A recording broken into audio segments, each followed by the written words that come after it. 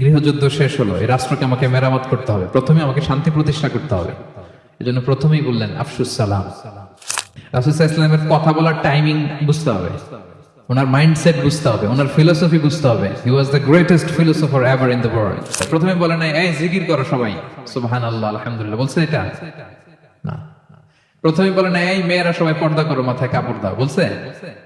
প্রথমেই বলেছেন শান্তির পয়গাম পৌঁছে দাও। উনি সবেমাত্র মদিনায় আসলেন, মদিনার একটা ভঙ্গুর রাষ্ট্র ব্যবস্থাকে উনি মেরামত করবেন, সংস্কার করবেন। এখন যে কথাটা বলবেন এই কথাগুলো গুরুত্বপূর্ণ না? গুরুত্বপূর্ণ। মালয়েশিয়ার honourable prime minister Anwar Ibrahim যখন প্রধানমন্ত্রী হলেন, উনি প্রথম যখন জাতির উদ্দেশ্যে ভাষণ দিলেন, এটা গুরুত্বপূর্ণ ছিল না? ছিল।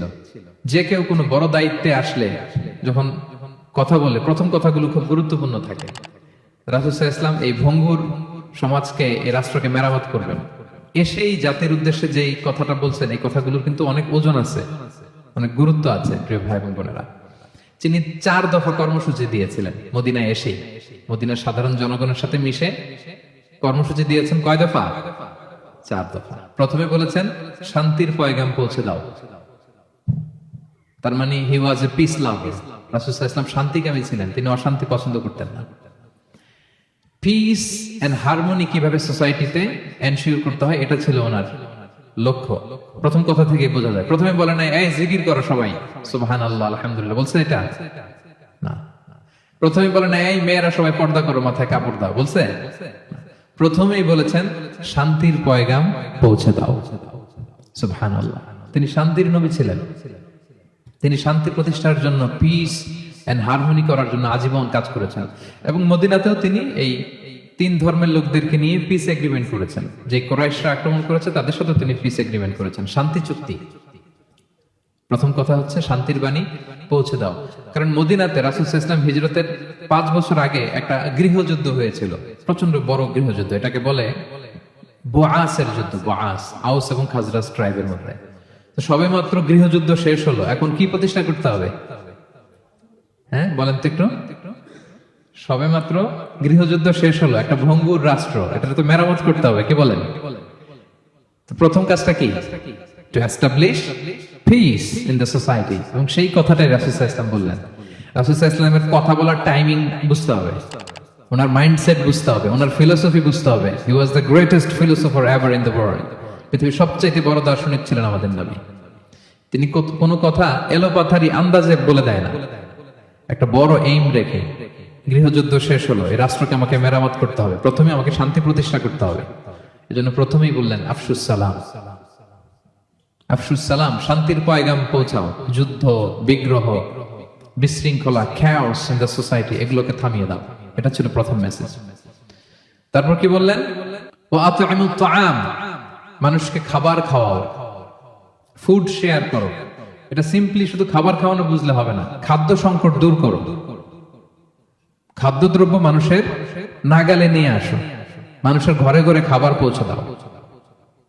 কারণ আগে তো পেট ঠিক থাকতে হবে। কি বলেন?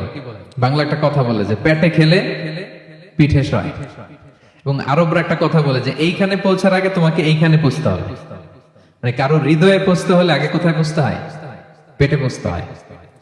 তো রাসূল সাল্লাল্লাহু আলাইহি ওয়াসাল্লাম শান্তির কথা বলার পরপরই বললেন যে আগে খাদ্য সমস্যা দূর করো, খাদ্য সংকট দূর করো। এই যে আমাদের বাংলাদেশে এখন একটা খাদ্য সংকট যাচ্ছে না, এটা কিন্তু অনেক বড় ধরনের সমস্যা। খাদ্য ঠিক, ফুড আইটেম ঠিক, তো সব ঠিক। রাসূল সাল্লাল্লাহু আলাইহি ওয়াসাল্লাম বললেন খাদ্যের সংকট দূর করো, ঘরে ঘরে খাবার পৌঁছে দাও।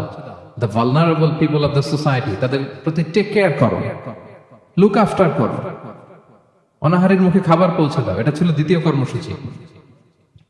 3 নম্বরে বললেন ওয়াসিলুল আরহাম, আত্মীয়তার বন্ধনকে মজবুত করো। এই যে কিনশিপ টাইজ, এই বন্ডেজটাকে আরো মজবুত করো। কারণ নিজেরা যুদ্ধ করলে কি আর শান্তি থাকবে? থাকবে না। আত্মীয়তার বন্ধনকে মজবুত করো। সব শেষে বললেন নামাজের কথা। আমরা কারোর সাথে দেখা হইলে প্রথমে কি বলি? আগেই বলি নামাজ করেন, দাড়িটারে লম্বা করেন, মাথায় একটা টুপি দেন, বোরকা পরেন। এই কঠিন কঠিন কথা বলে আমরা মানুষকে দিন থেকে ভাগাই। তো রাসূল সাল্লাল্লাহু আলাইহি ওয়াসাল্লাম প্রথমে বললেন পিস এস্টাবলিশ করো, এরপরে বললেন ফুড প্রিভিলেজ নিশ্চিত করো। খাবার আছে কিনা প্রত্যেকের পেটে, আগে এটা বলো। ঘরে ঘরে খাবার আছে কিনা, বিত্তশালীরা খাবার পৌঁছে দাও। এরপরে বললেন নিজেরা মারামারি করো না, ডোন্ট কিল ইচ আদার, নিজেদের বন্ডেজটাকে মজবুত রাখো। সব শেষে স্পিরিচুয়াল ডেভেলপমেন্টের কথা বললেন, যে এই তিনটা তো 4 দফা কর্মসূচির 3টা তো তোমাদের নিজেদের মধ্যে সোশ্যাল এঙ্গেজমেন্ট, এবার হচ্ছে ডিভাইন এঙ্গেজমেন্ট। ডিভাইন পাওয়ারের সাথে নিজেদের সম্পর্ক জুটে দাও।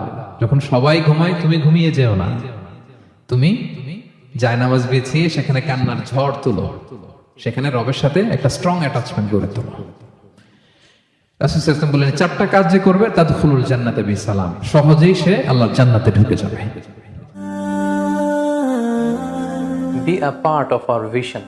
Do listen and share the khair.